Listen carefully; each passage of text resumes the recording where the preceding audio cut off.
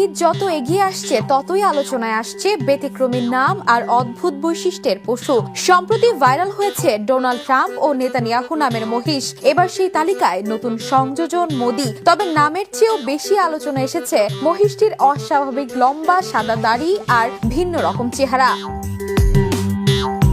নারায়ণগঞ্জের একটি খামারে দেখা মিলছে অ্যালবিনো জাতের বিশাল আকৃতির এই মহিষটির। পুরো শরীর জুড়ে হালকা সাদা আভা আর মুখের নিচে ঝুলে থাকা লম্বা সাদা দাড়ি, যা সহজেই নজর কাটছে দর্শনার্থীদের। ঈদ সামনে রেখে প্রতিদিনই নানা বয়সী মানুষ ভিড় করছেন শুধু এক নজর মোদিকে দেখতে।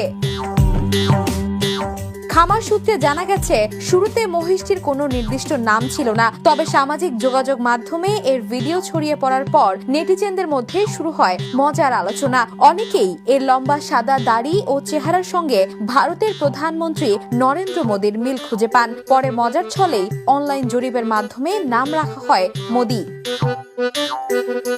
এদিকে ঈদুল আজহা ঘিরে এমন ভিন্নধর্মী নামের পশু নিয়ে মানুষের আগ্রহ বাড়ছে বলে মনে করছেন খামারিরা। কারো নাম ট্রাম্প, কারো নেতানিয়াহু, আর এবার সেই তালিকায় আলোচনার কেন্দ্রে উঠে এসেছে মোদি নামের এই সাদা দাড়িওয়ালা মহিষ।